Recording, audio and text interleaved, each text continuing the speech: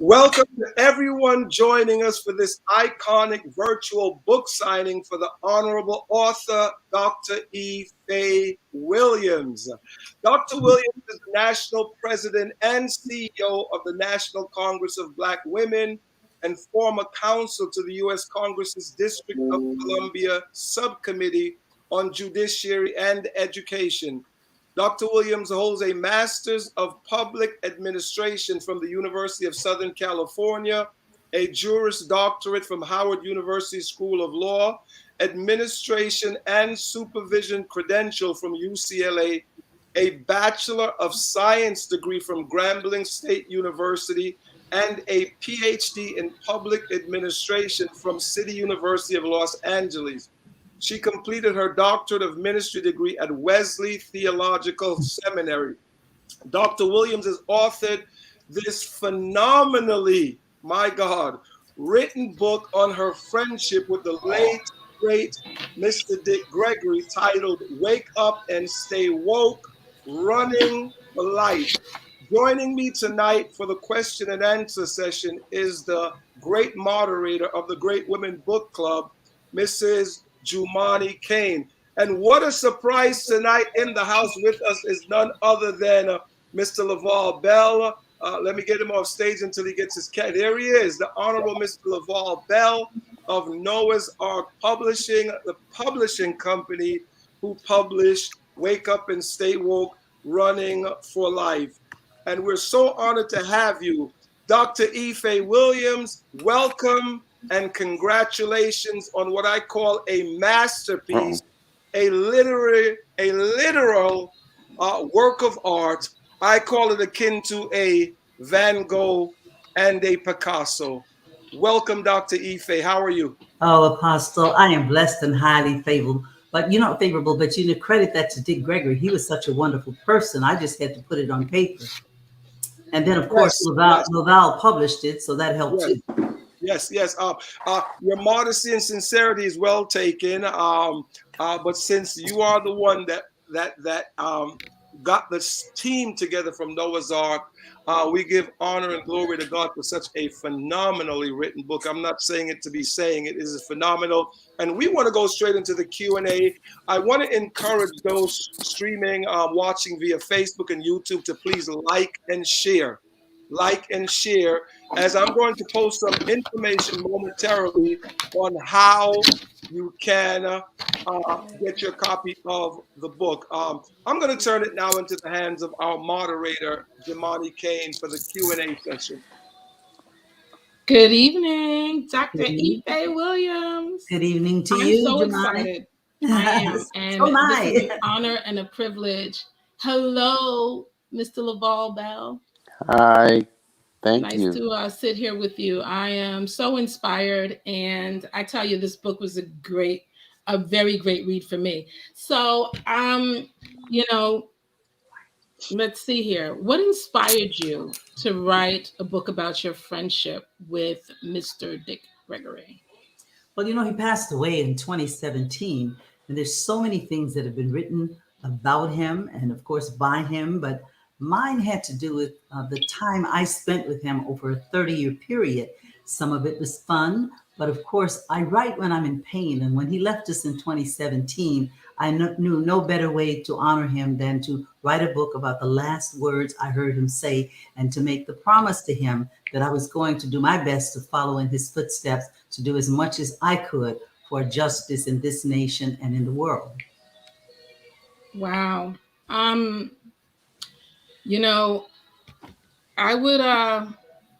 having a difficult time hearing, but I just want to ask you, what is the most common denominator between you guys, the most common denominator that you guys had together as friends? Well, Mr. Gregory worked in many areas. Many people knew him as a comic, but he was so much more than that. And in my life, I do many things too. As you were hearing my bio, that's kind of a stretch for things that I've studied. As a matter of fact, I've just finished studying diplomacy, so hopefully I'll be adding another thing to my bio. He liked to do many things, and of course, among them were health and human rights and justice, in this nation. Both of us have traveled abroad in dangerous areas to support justice for other people. Let me do this. Let me do this, Prophetess Jamani.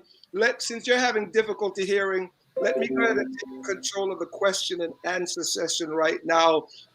Dr. Faye, that was very profound what you just shared. Let me ask you this question. In terms of this icon, this great individual, Dick Gregory, what makes you consider Mr. Gregory your best friend? What is it about him in terms of the relationship, the friendship, the brother, the sisterhood that you guys shared? Tell us about that. We were actually running buddies. Wherever there was some place that needed to be protested against, that we needed to remind somebody of what it was to be in human rights or justice or what have you. We were both there. And if I were not there, people would ask where I was. If he were not there, they'd ask me where he was. And we always attended each other's events, whether it was his comic routine, whether it was health, or whether it was something about justice. We tried to support one another. In my organization, the National Congress of Black Women, we had an event each year, an award ceremony. And he only missed it, I think, once in the years that he lived, which was about 14, 15 years.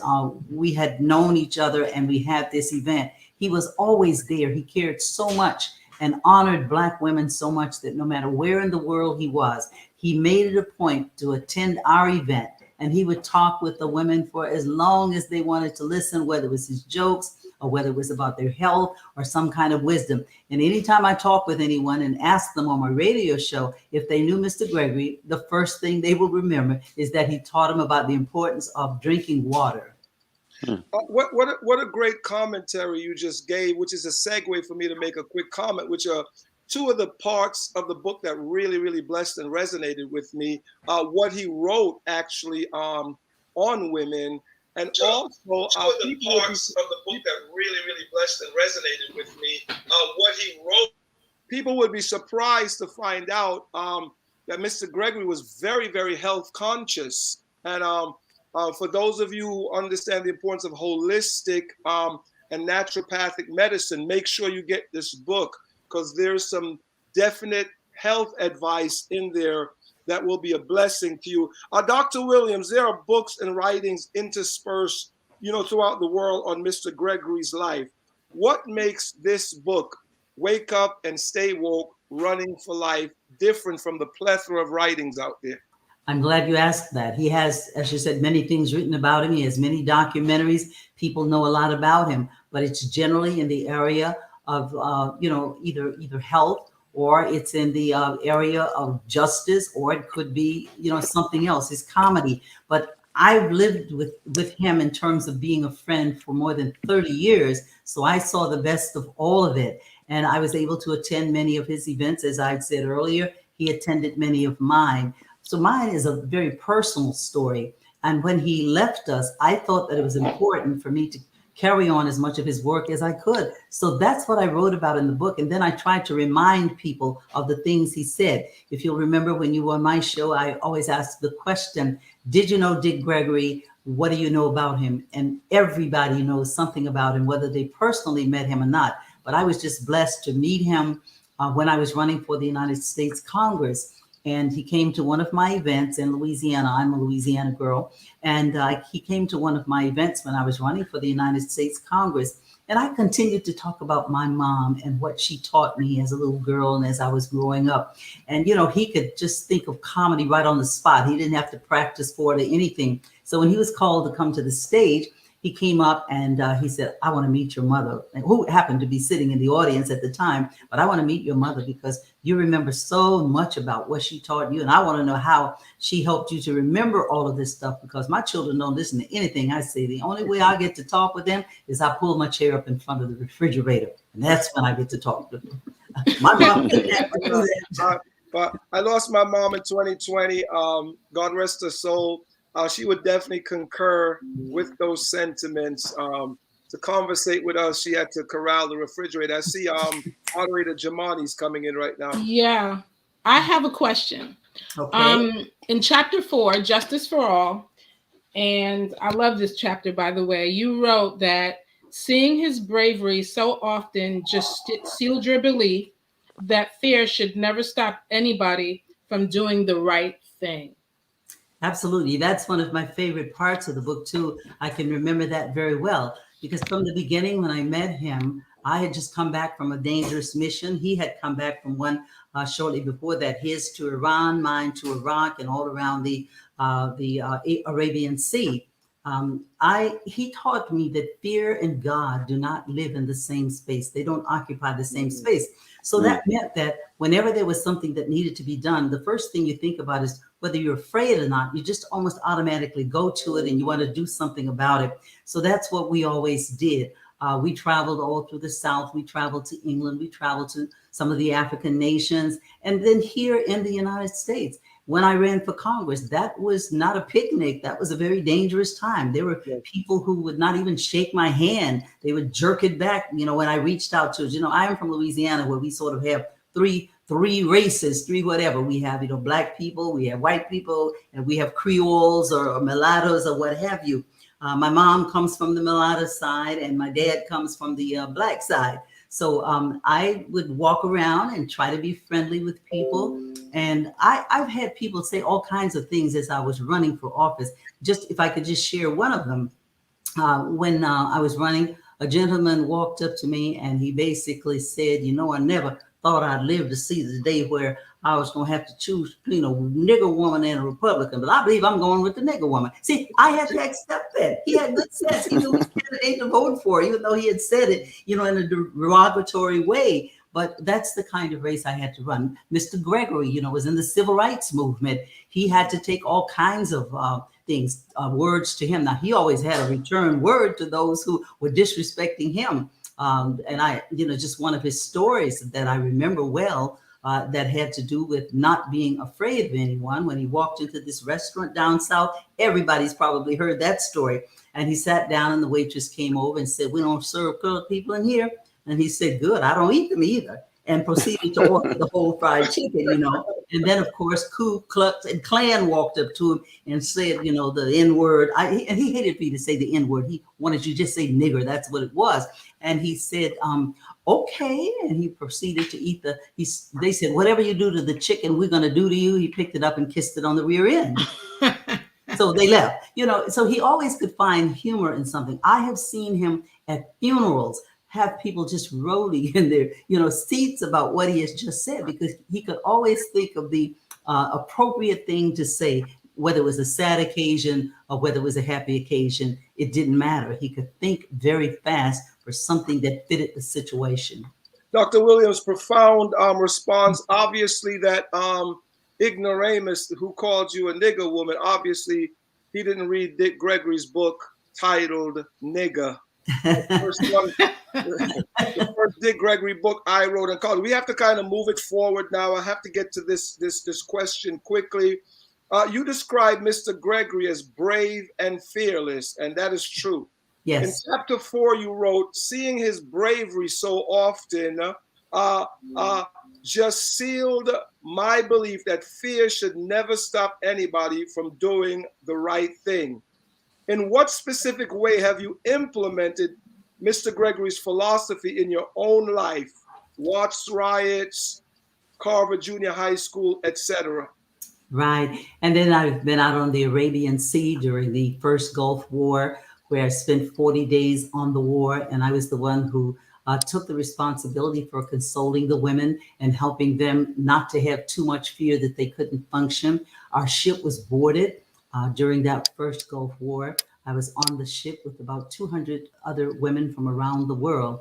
And I did things that some of them were too afraid to do. So I was chosen by the US or UN person who was in charge, the commanding officer, to talk with him and find out what was going on. And when someone on the ship got sick during those 40 days, I had contact information for him and his ship that was out there near ours. But we were held in the water for 20 of the 40 days that we were on a peace mission around the Arabian Sea. We started out in Malta, came through Tunisia, Egypt, Libya, onto Oman and United Arab Emirates, and all of the water through that way. And when we got to Amman, our ship was boarded. And I say boarded, I mean violently boarded by United Nations soldiers. It just so happened that I was one of two Americans on the ship. And as soon as the commanding officer saw me, he knew that I was that American and began chatting with me. And I had to appeal to him to stop his guys from rushing the women and frightening the women. And so we formed a partnership basically to keep everybody safe. So that was one of the things. And then we worked on the British Petroleum case where there was the ship, that had the explosion off the coast of New Orleans. And we had to travel around the area from Texas to Alabama, Mississippi, Louisiana, etc., to try to calm people and get them to understand they had a right to file for, to be repaid for the damage that ship caused them and that explosion caused them, because many of them had been threatened that they would lose their jobs if they did it or what have you. So we had to travel to many areas to help them to understand that this company had a responsibility. And we've not really finished that. We're still working with British Petroleum because what they were doing was paying off the larger companies, but not paying up the small people who had to buy, had a little fish stand maybe down there, who were babysitting, who were doing some of the menial jobs for those who were working on that ship and around the ocean there off the coast of New Orleans when that explosion came about. So those are just a couple of the things. Also, I've been had to come to the aid of my mom once. There was someone who had a gun pointed at her, and I just as afraid as I am of guns, I walked right up to him and twisted the gun out of his hand. He ran away. So that's another thing that happened. And many times people are afraid to speak out on issues. They call on me because they think that I'm going to do it. And usually I do consent to speak out on issues, no matter how it's going to impact me. If it's going to negatively impact others, I think I have a responsibility, if I can do it, to save them or to help them in that situation. Dr. Williams, you are a bona fide great woman. You remind me of the great woman in the Bible, Deborah. When I was first handed your curriculum vitae, your bio, your resume, I was speechless, because you are one of the most accomplished individuals in any genre, creed, or color that we have. And I want to take this moment before I bring in Prophetess Jamani to speak to the audience now. We have people viewing us live via YouTube, via Facebook, from all around the world. Dr. Faye Williams does not look a day over 49. So when she's describing some of these events, she really experienced them. The word says God beautifies the meek with salvation, and he has made you beautifully young. But I want each and every person under the sound of my voice right now, the information for ordering Wake Up and Stay Woke, Running for Life, about the legendary, iconic individual, Mr. Dick Gregory, written so beautifully by Dr. Faye Williams, published by Noah's Ark Publishing, and we're honored to have the founder of this great publishing company. And we want you to go now and order the book. The information is there. Wake Up and Stay Woke, Running for Life. Order your copy now. The information is there. This book it's a treasure. It's an heirloom, and it should be in the library of everyone. It's generational. We ought to be able to pass it on to generations to come. So I want you to take the opportunity now, if you don't have this book, to get it into your library. Ms. Jamani Kane? Before I say one more thing, I just want to thank you so much for being you. I want to thank you so much for being that courageous, bold Black woman who stood up in 1986 and decided to run for Congress. I tilt my hat to you. Well, thank you so much. Now, I get a little afraid of some things, like bugs and snakes and stuff like that. But people, I'm pretty good with. I learned to negotiate, and we talk about, say, women police officers who generally can solve situations more easily than their male partners. Well, it's because we use a different tact with it generally, and it usually is not aggressive, and so that you can, have a better chance of calming down a situation. I try to use that approach as much as I can. Now, Mr. Gregory was a little different. I mean, he could shout at you, he could use a few words that I can't use on your program, but the point is, he had another way of helping to calm people down, and it didn't matter who they were, what they did, whether they had degrees or what have you. He always stopped and was willing to talk with people. Even if they had their hand out wanting something, he tried to find something that he could give them. And if he didn't have it, he just turned around and asked me to borrow it. But you know one thing? He always paid back, no matter how late or long it took him to pay back. He was very good at that. But he shared everything he had. And I'll just tell you one story. During the civil rights movement, when he was about to lose his house, because he had been very wealthy. He was doing very well in his comedy. But then when the civil rights movement occurred, he gave up all of that to work full time in the civil rights movement, therefore started to lose his home. And there was a black man by the name of Bert Lee who sent him the money to save his home. But you know what he did? Instead of doing that, he put it into the civil rights movement because he thought that was more important than anything in the world. And of course, he knew that his family would somehow be okay. And people did help him some, but it was not with the funds that he had in the beginning. And I've always admired him for that. I think almost everybody who knows him knew how he came to the aid of the civil rights movement and risked his life so often. He was a good friend with Medgar Evers down in Mississippi.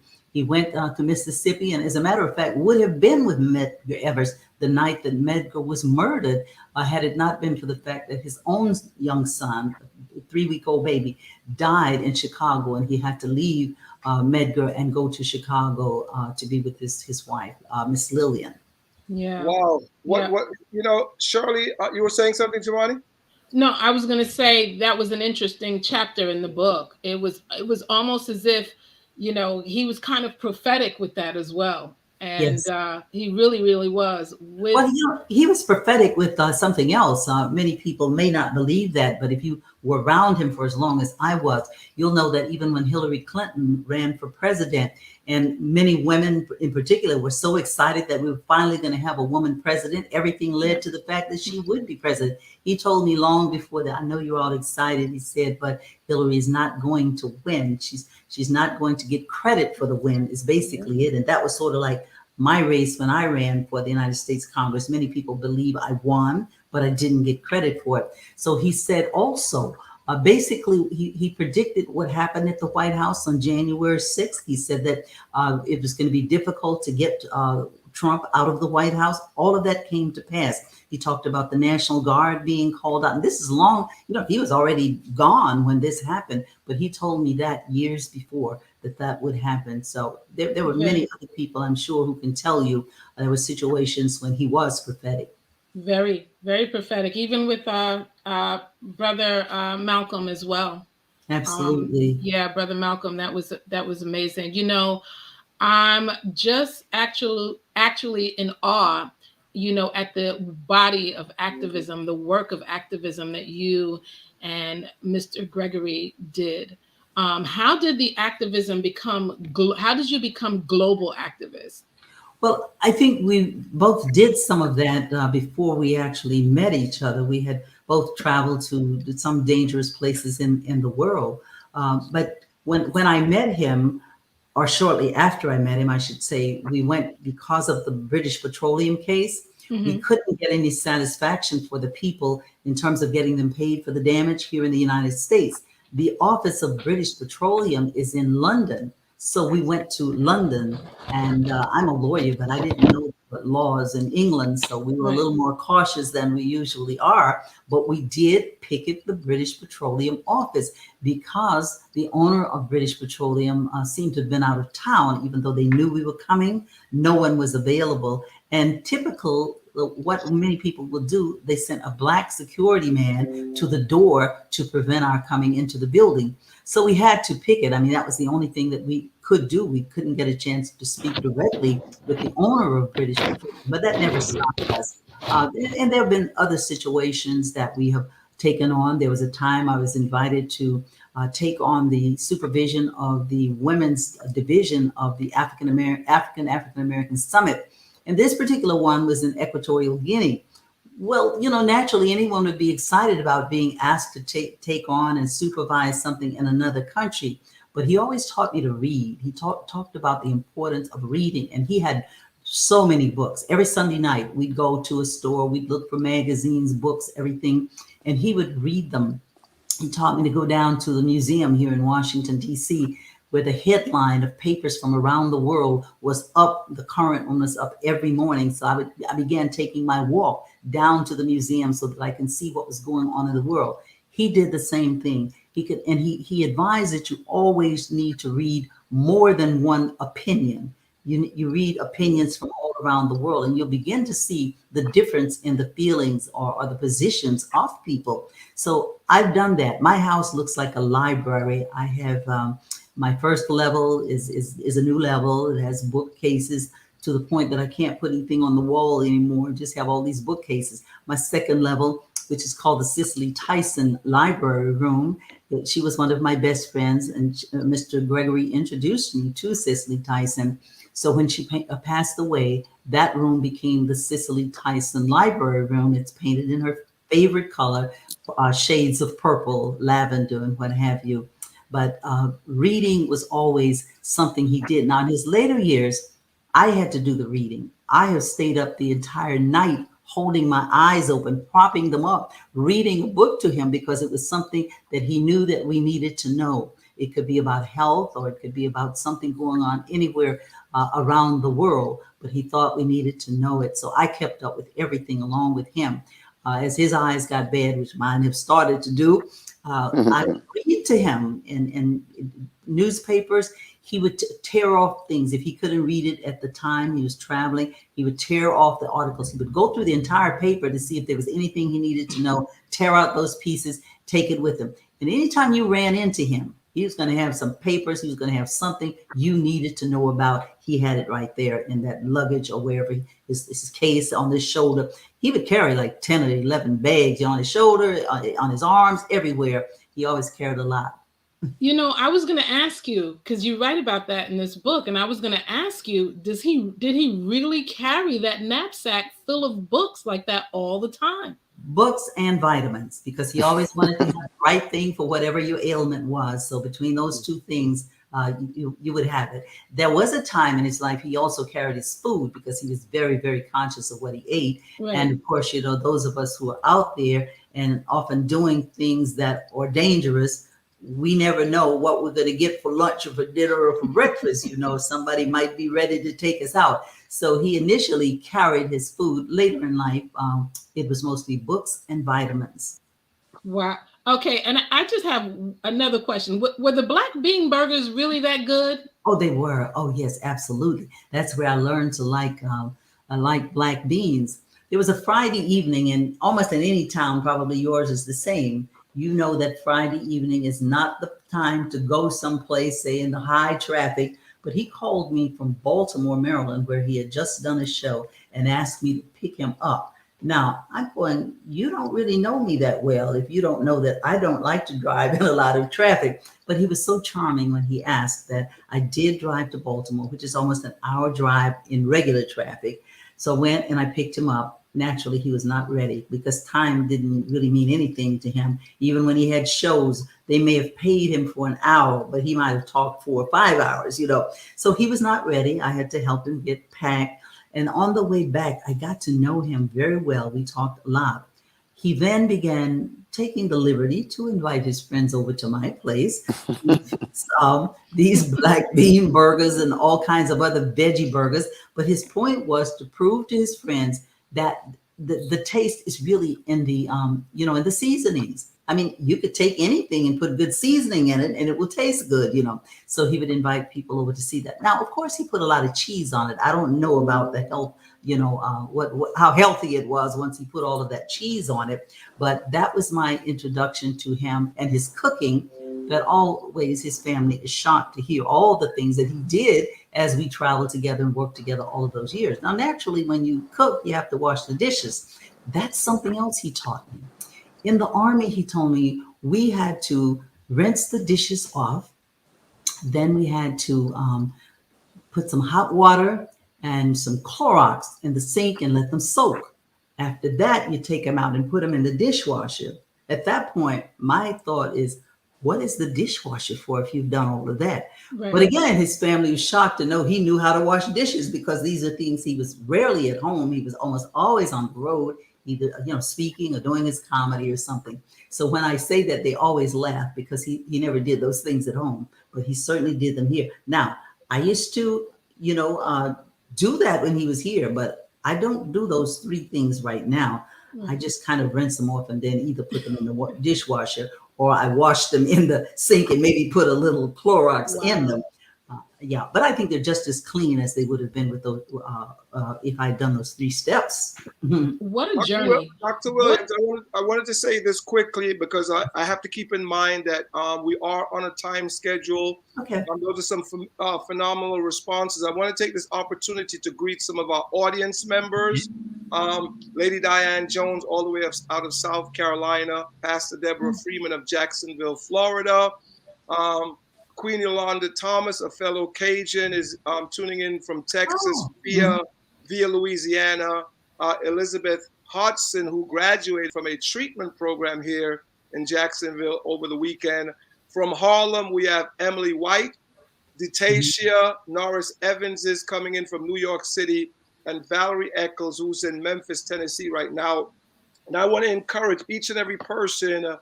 This iconic woman, by way of a reset, has wrote this phenomenal book on the legendary Mr. Dick Gregory, Wake Up and Stay Woke, Running for Life. And we want you, as the holiday season is approaching, I don't only want you to get this phenomenal book by yourself, this treasure, this heirloom. I want you to make sure you bless others with it. In other words, this book transcends color, race, creed, gender. This individual was a phenomenal gift to the earth, and we want to make sure that every family internationally and globally has a copy of this book. We want you to look at the information on the screen and go ahead and order the book. Jamani? Wake up and stay woke. I love it. I just love it. Your broadcast, radio broadcast, shares the same title as the book, yes. right? And Yeah. so I just wanted you to kind of share with the audience, how did you get your start in the broadcasting industry? Actually, I began filling in for the famous Kathy Hughes, who has several stations around the country. Mm-hmm. When she was exiting radio on a regular basis, she would call me like on the spur of the moment many days because she had to go someplace or had to do something else regarding her company. And she asked me to fill in for her. That was a 4-hour stint every afternoon. So Dick Gregory was often my guest because whenever he was anywhere in the world, he would call into the show. I've had calls from him from Spain and from other places around the world. He loved that show. So I never had to worry about having a guest because if he were on, he was the show. Right. He could continue talking just as he did in his shows. He could talk for hours. But often he did tell people to wake up and stay woke because many of us wake up to an issue and then we forget and we go back to sleep or we forget about it. But that was a constant reminder from him. And on the last day that he was in this world, they were having the problem at Charlottesville, if you remember. And people were in his room and they were talking a lot, making a lot of noise. And although he had been lying there, just squeezing my hand, holding onto my hand as though I was going to keep him there. But I didn't realize at the time he really was making his transition. But as people were making all this noise, he sat up in bed and just said, "Shut the F up, wake up and stay woke. You can't learn anything if you're always talking, So that was kind of his last words that we heard him say, because later that afternoon, the doctors did come into his room and they said, "We finally figured out what's wrong with you. We got to take you over to George Washington Hospital for surgery." Well, I think he heard the word surgery. And earlier that day, he had said when the doctors told him he was going home the following day, he said, "Yeah, I'm going home, but not the one you think." There again, he was prophetic. Right. Mm-hmm. Amazing. Well, Absolutely we actually have a guest in the house with us. Dr. Lovett Spears. Oh, she was one of my students. Yes, what a surprise! Welcome. Oh, Dr. Spears, you wanna greet the great woman, I'm Dr. so Ife? excited. Yes, I'm so excited. Oh, listen, this Well, is you're going to be excited. Let this other person go to just come in and let you look at who's at my house now helping me. See? Hey, how's my favorite babysitter? oh my God. Are you in town? Listen, if you guys are in town, you got to come to my house. I live right. Listen, I'm in Anne Arundel County. I live here. Okay, so I'm down the street. So if you're at Dr. Williams' house, you got to come. I have to come. I'm sorry. Right. I'm sorry. Listen, this is family. This is family. Yeah. Awesome. So excited. Okay. And I need to let you know, I just want to say this, that Dr. Williams was a phenomenal part of my life. I've been an educator for 50 years. Oh, I've well, been that educated makes for me 50 years. chronologically advanced, right? Yes, I retired from LA Unified after 43 years of service. And I want you to know that I run my classroom. I'm working now in Prince George's County right here. I've been here 5 years. Wow. But she had such an impact on us. I want you to know that we were taught to listen. We were raised old school. And I tell my students right now, listen, I'm old school and we don't have the foolishness. We just have the discipline and we listen. We learn so much about ourselves holistically. And everything that she had to share with us, she inculcated our minds and our spirits. I love her. Listen, do you hear me say I love you, ma'am? And I want you to know, listen, you will always be a part of my life. You will always listen, and Gwen Scott Taylor, it was a whole plethora of That was Terry's mom, my nephew who just showed, that was his mom. I was the babysitter. I babysat Terry and his brother. Come on, and now he's the grandfather. Come on here. Right. Dr. Lovett Spears, like Sly and the Family Stone said, it's a family affair. Thank you for joining us. We're moving forward. Before I hand it back to Minister Jamani, I want to remind the audience that I must keep reiterating this. Dr. Faye Williams is a bridge. She's a connector. She's a modern day champion of human rights and civil rights. I know she looks not a day over 49. She must have been teaching when she was in middle school. One of these geniuses. Thank you. I want to remind the audience to like and share, and not only get the book for yourself, bless other individuals with the book. We must get this book to go international, to go global. Everyone watching, make sure you purchase it tonight. Here is the information.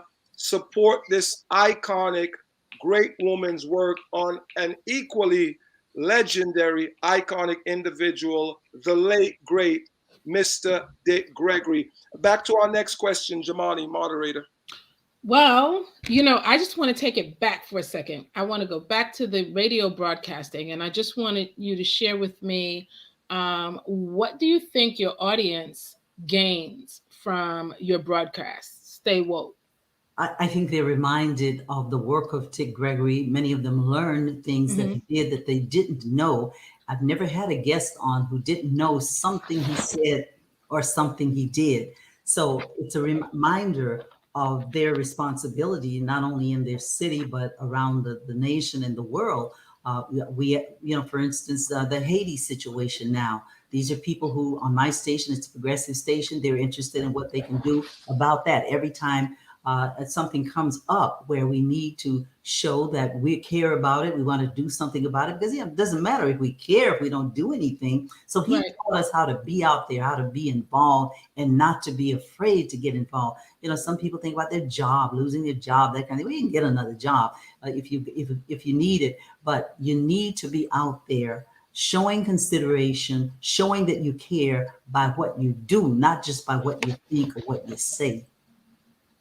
Wow. Yeah. I mean, I tell you, folks, you have to get this book. It's such a good read. I appreciate it so much. And, it's just amazing how he touched so many lives, and he was such a people person. But I have to ask you, he was such an extraordinary individual with a gargantuan heart for humankind.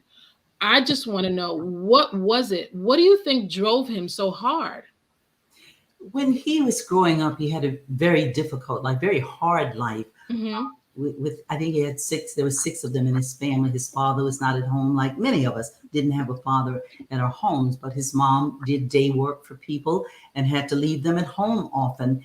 Also, they didn't have very much. For instance, one Christmas, what was called the welfare department then brought a turkey by their home, and he was, really the man of the house, Right. you might say. He told them, well, you can just take it right back. We don't have a stove to cook it on, so what do we need with this turkey?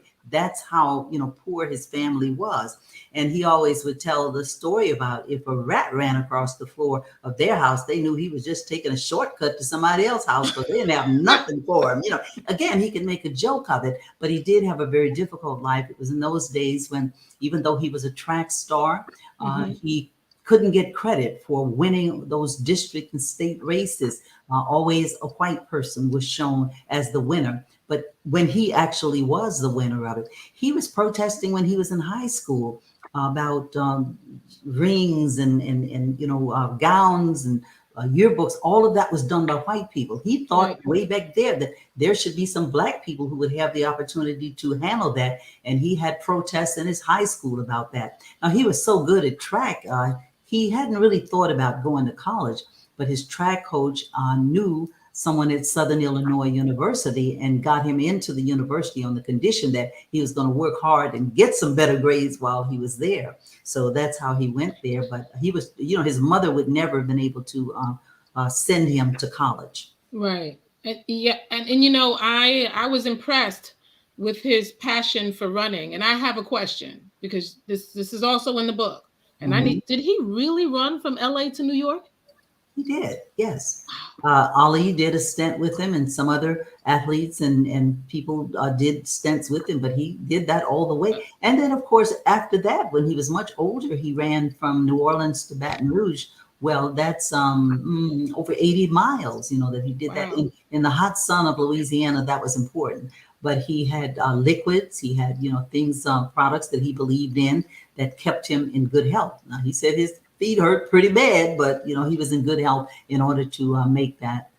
And his water, Dr. Faye, because I tell you, by the time I got to the third chapter, I had to get up and get a glass of water. I felt bad. Mine right here. Well, let's drink to that. So, I wanted to ask you, you speak so fondly of his family and his wife, Lillian, right? And but there were so many sacrifices because he had to be away from his family to fulfill a lot of the work that he did. And so how do you witness him as a father and a husband in light of his work, his life's work? Well, Miss Lillian, as she is known, I always call her Mrs. Gregory, but she wants you to call her Miss Lil. He always called her Lil. He had faith in her.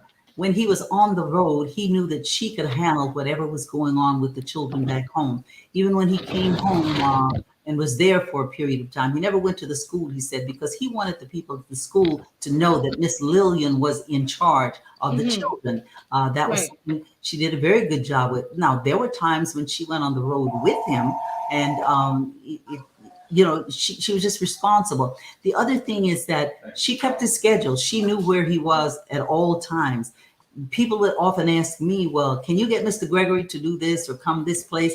My answer always was, you have to call Miss Lillian because she handles his schedule totally, and there was no confusion. Now, when he was here in DC, there were places we went that were not necessarily scheduled, but in terms of leaving and making the arrangements and all of that, you had to go through Miss Lillian in order to get to Mr. Gregory. And that was a lesson I learned early. And so that stopped me from having to try to deal with people and make them think I could get him to go someplace. And that was a rare occasion, but always it had to go through Miss Lillian. Wow. Louisiana's Congresswoman in exile. But Jesse Jackson. Yes, that's a term he because he was so sure, like many other people, that I won the election. Many people needed only 35 to 40,000 votes to win a congressional election. I got 97,000 my first time out, and I had been announced as the winner. Then shortly thereafter, it was called back, and I was told that I lost by less than 0.5%. Initially, they said 1/6, but the records will show less than 0.5%.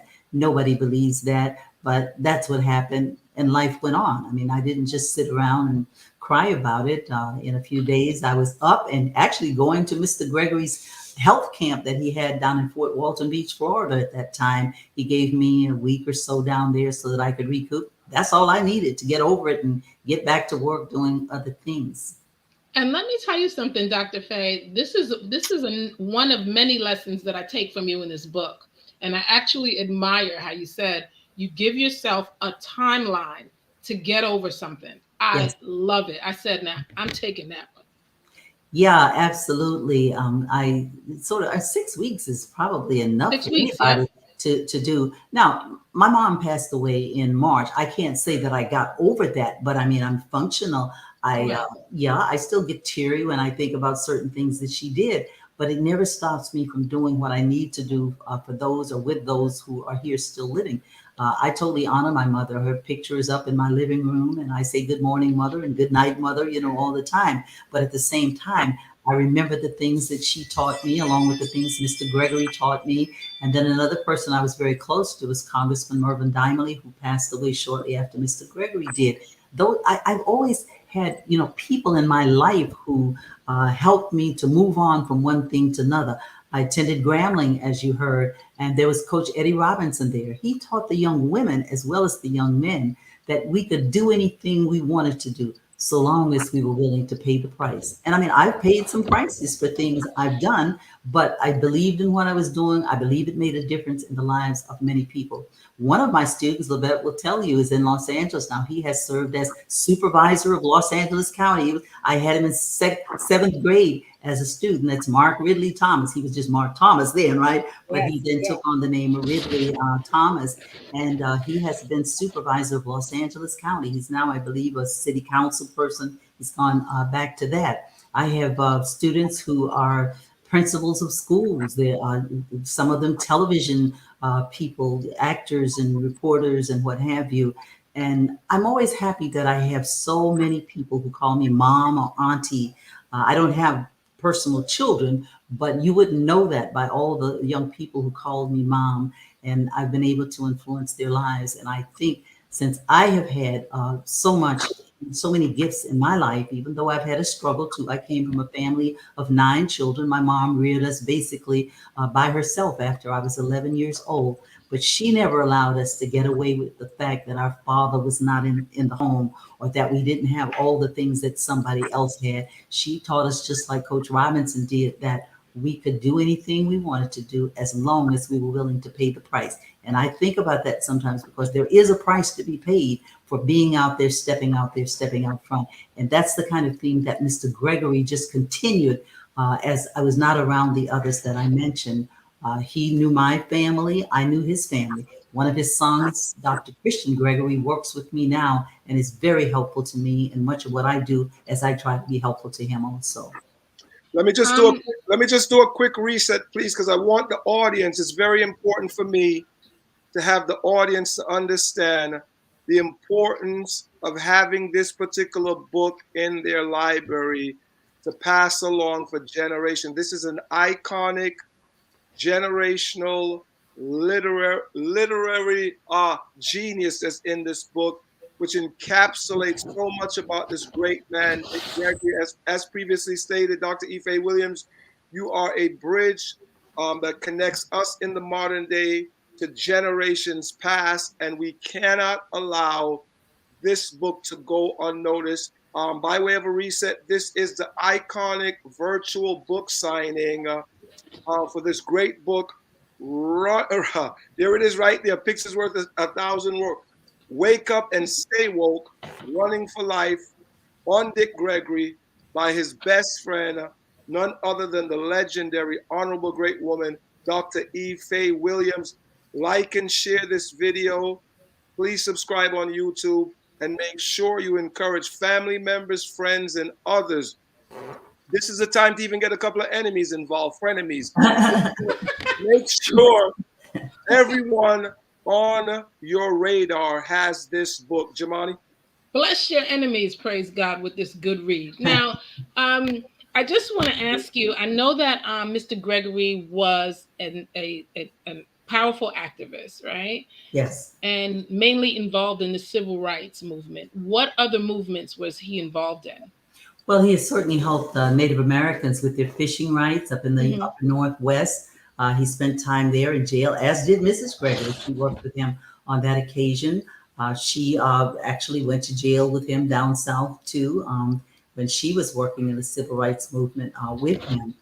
He was very actively involved in natural health. And as I said earlier, he taught many people the importance of drinking water and eating healthy foods. Walking is one other thing. We would walk on Sunday sometime, looks like the whole day at first. I would have to almost run to keep up with him on his walk. I ultimately learned as he slowed down a little bit, as he aged, I could keep up with him. And we would walk as much as 5 miles a day. I do that sometimes still, but as I have grown more chronologically advanced, I have learned to be satisfied with 2.5 miles. Only on occasion will I do the 5 miles, but he was certainly involved in health and, of course, civil rights. He has demonstrated around the country. He was also against people being killed by the state, as he put it. He has gone many times to be there with the people, as sometimes they said their last words or what have you. He was there because he did not believe that the state had the right to kill people. And that's something, of course, I believe in. So we had so many things in common that the only thing we didn't have in common was the language we used sometimes. And one more thing, Dr. Faye, the alligator pit. He did not go with you to stand and look at the alligators. Right. We were driving through Florida as we were working on that British Petroleum case. We left New Orleans, went to Mississippi, Alabama. We came up through Pensacola, Florida, and then we had to work our way all the way back down through Polk County and down to Miami and Miami Beach and what have you. So we rented one of those SUVs. I'd never driven one before, but because he carries so much luggage, we had to have a big car. And as soon as he sits down, his eyes close. He was out of it. So when I say we drove, I mean I drove. I was really tired after quite a bit of driving that day. Stopped at the alligator pit because I just wanted to see these alligators. And of course, later I learned that alligators had been known to jump over that fence sometimes. I didn't know that, or I probably would have been afraid. Then we got back in the car, still didn't wake up. We drove on down to another town where we were going. And when we got there, I mean, it had been pouring down rain all the way. And he woke up and said, "Hey, baby, you want me to drive?" And I'm like, "We're here now." I mean, but that's the way he was. He had some interesting driving habits too. You know what? You wrote so many interesting stories of the times that you and him have shared together. Mhm. Which one or two of them really, really stand out to you or was most life altering for you? Well, I think it was probably the last week of his life when he was struggling to, at least be there with us, to still talk with us, to still give us advice.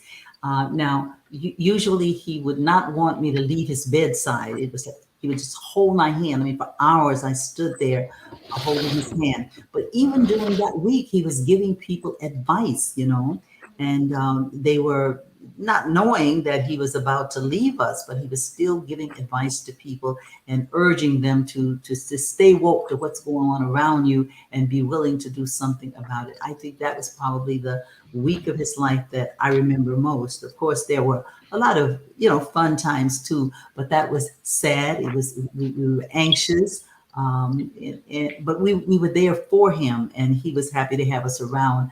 His nephew came out from California. A good friend came from Chicago. And then, of course, his daughters, mostly he has daughters, started to come in from all areas. Three sons were already in Washington, the three sons, but the daughters began coming in from all around the world.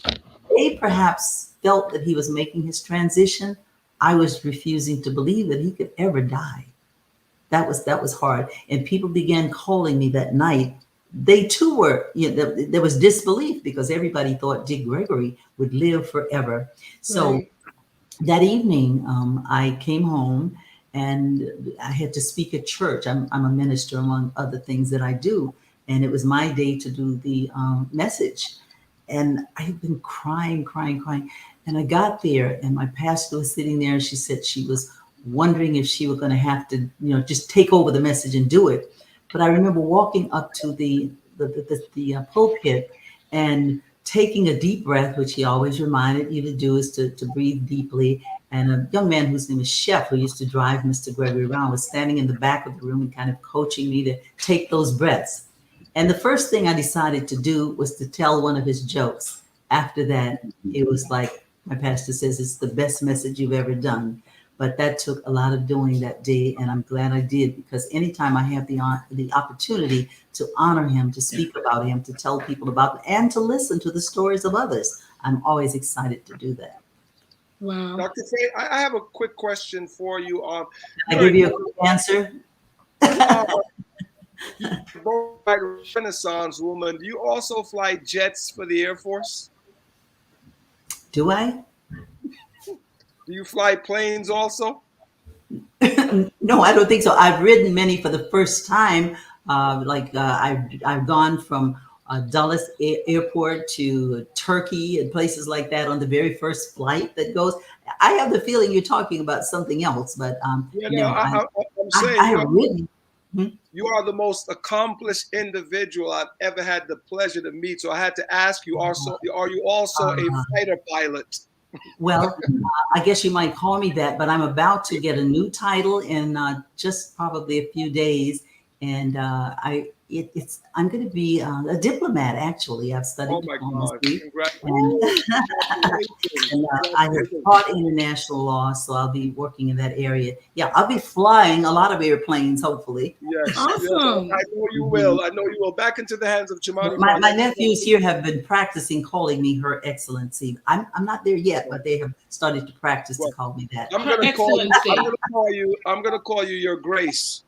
Oh, thank you. I like yes. That. Okay. Your Grace. All right. So, I hope I can live up to all of this. Well, you've already done so and some. Thank you. Thank you wow. very much. What can we say? What do you want your readers to know? What do you want your readers to learn from this great friendship that you wrote about? What do you want us to gain from that? Well, especially for people who didn't know Mr. Gregory very well, I want them to know that he was more than a comedian. He was a human rights, civil rights activist, and a health guru. He did so many things on so little because he never wanted to keep things for himself. He wanted to be able to do things for other people. And again, as I said, he went without so that others might have. He worked the civil rights movement so that others might have better rights. He traveled around the world, talking with people, communicating with people, and trying to do better things for people wherever he was. It wasn't just in his hometown or just in the United States, but all around the world. He was willing to take those trips. To thank you for that title. To take that trip and to do things that would be meaningful. I've gone to many countries. I've walked into offices of very high-ranking people. They had something in remembrance of Mr. Gregory, just like most of us have something for Dr. Martin Luther King. Many of them knew Mr. Gregory, had something in remembrance of him because he had done something for the people of their nation or their area. And so I want them to remember him as this wonderful person. I want them to just be able, those who have a problem with it, to put his language that we call salty language aside and understand what a great man he was, and that his life, it's like he's still here because everybody I've ever asked about him knows something about Dick Gregory, and it's always good. I've gone to bookstores, just looked in the back of books just to see who was mentioned in there. 1,000 people who made a difference in this world. There's a little book, Dick Gregory's name is there. Dr. E. Faye Williams, go ahead, Jamani. I just want to say awesome. It's such an awesome read. And I'm so thankful. I'm thankful to you. I thank you so much for your fight. I thank you for standing up. I thank you for being that voice, that powerful Black woman. I mean, you're such an inspiration. And the life and the time that you shared with Mr. Dick Gregory, such an awesome read. I mean, I just want people to look at this and go out and get it. It's such a good read, so well written. And Yeah. And let me also say for the great men out there, all of my numbers and how to contact me are in the back of the book. Yeah. Dr. Williams, they do say that the Cajun ladies love it spicy, and you've just Yes. proven that. Yes. I have one more question. Can All you right. please pronounce now? I know you're from Louisiana. I cannot pronounce, what is it, Chattahoochee? How do you pronounce that, Dr. Ife? Oh, that's in Georgia, the Chattahoochee. No. The where you're from in Louisiana. Atchafalaya. There's an Atchafalaya all the way from New Orleans up through the state. Right. Many lakes, rivers, bayous, swamps. We have many things in Louisiana. Many Okay, water. it's in the book. It's CHO. See, Okay, we'll talk about it later. okay, I'm not sure. We have Coshada, but it's an Indian name. Thank God for Google, right? On behalf of our moderator, Jamani Kane out of New Jersey, Dr. Ife Williams, I wanted to personally take this opportunity to say what an awesome honor and a privilege it has been to sit with you, to glean from you concerning this wonderful book on this iconic figure, the late, great Mr. Dick Gregory. It's just a blessing to know that we have someone here that we can connect to and speak to, who actually connected with Mr. Gregory, the likes of Shirley Chisholm, who was around in the era of Medgar Evers, and so many more iconic figures, not only who were instrumental in the African American community, but also fought for human rights for the world community. I think people don't understand that although the civil rights movement was spearheaded by individuals of African American descent and others, the movement encompassed and fought for the rights of the downtrodden of humanity. It's an honor and a privilege to have been in your presence. Before I bring in the honorable mentor and founder of Noah's Ark Publishing, the fine publishing company who published this phenomenal book, I wanted to give, when you got a name like Dr. Lavette, she got to have something. Dr. Love, what you got to say? I'm also a pastor. So well, the same, Pastor Love, that's even better. Yes, indeed. So it's Pastor Doctor. And of course, my mentor has she has so many degrees that, I think in every area she has a law degree. And she went to Howard. I went to Howard too. Mm-hmm. I'm just excited. I'm so honored. Thank you. I want to thank Laval Bell, who listen, the Lord just has a way of putting our paths together. And Laval has been such an excellent friend to me. And Laval, thank you for us hooking up. I got to get my book started now. Come on here. Okay, well, Laval is the person to do it. Now, you actually sang at Terry's mom's homegoing. Terry, that all of you just met a few minutes ago. He's here helping me now. As I said, I have a lot of children and nephews and nieces and all that come from people like you. And I thank you for what you said about me. And I'm always happy. And my work is worth it when I hear that I've made a difference in somebody's life. Dr. Ife, you have more degrees than a thermometer. I'm telling you. And I'm telling you. That's why you have less bills than the Clinton. Yeah, Mr. Gregory always used to say, because he always admired Black women, he would say that Condoleezza Rice had more doctors on her name than all of Bush's cabinet. That's one of the constant things. But I thank God for the spirit of humility. Yes. That just humble nature.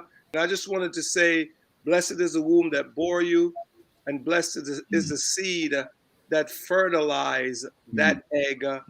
And in a kairos moment in life, the Lord God Almighty brought you to the kingdom and the world like Queen Esther for such a time as this. You're not only a diplomat, a great woman, but you are a queen.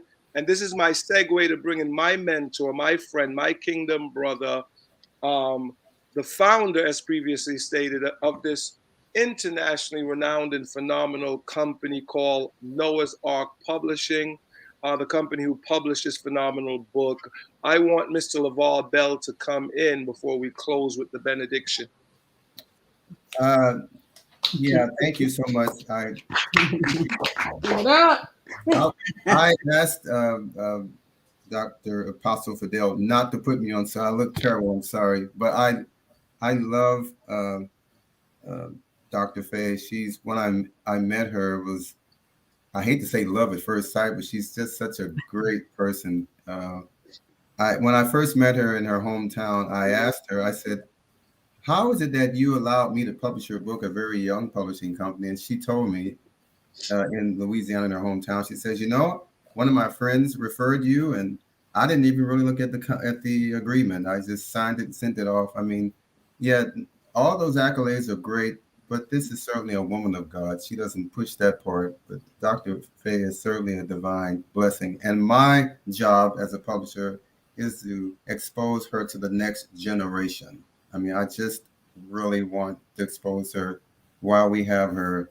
And I want to thank you for allowing me to share your book with the world, Dr. Williams. You are a wonderful person. I love you, and I love the other women. I've been meaning to meet your um, moderator. I've seen her a few times, so hopefully I get a chance to talk with her. But just thank you all. Thank you, Lavetta, and thank you, Dr. Apostle, my good buddy. Mentabella, I wanted to say quickly that the worldwide audience that's watching, they know that's how rich folks out in California dress. So you right on, brother. Yeah, well, Lavette and I have had a little experience out there in California too. We both live there. Oh, wonderful, wonderful, Yes. wonderful. Dr. Williams, I wanted to ask you graciously to check your calendar for one of the upcoming Mondays. We would be honored if you would pick a woman out of the Great Women book. And Yes. if you would be able to join us one Monday that fits your schedule. I know your schedule is very busy. We would love you to be on the panel of the Great Women Book Club on one of the Mondays in the near future to discuss one of the women in the book, because you epitomize and exude greatness. I mean, we can read about great women in the Bible, but in you, we actually have a modern day great woman. We're humbled, we're honored. I wanted to thank the worldwide audience that's tuning in once again. It is the virtual book signing for Dr. Faye Williams, diplomat Faye Williams, author of the book by her good friend Dick Gregory, Wake Up and Stay Woke, Running for Life. I can't stress this enough. I'm going to be taken to Facebook and other platforms on social media to make sure, ladies and gentlemen, that everybody that I know and come in contact with on my page get this book. It is all that and some. Dr. Faye Williams, the Lord bless you and keep you. The Lord cause his face to shine upon you and be gracious unto you. The Lord Yeshua, our Mashiach, lift up his countenance upon you, great woman, and grant you his shalom. We speak long life, length of fruitful days in the earth for you. And we pray in the name of Yeshua that he would continue to strengthen you as you embark on this global tour for this phenomenal book. Once again, we honor the Lord for the wonderful moderator, Jamani Kane, Pastor Dr. Love, Mentor LaVar Bell, and each and every one of our Father's children viewing. Have a wonderful night, beloved. Shalom, shalom, shalom. Good night. Thank Thank you. you so much. Thank you. Good night. It was awesome. Bye-bye.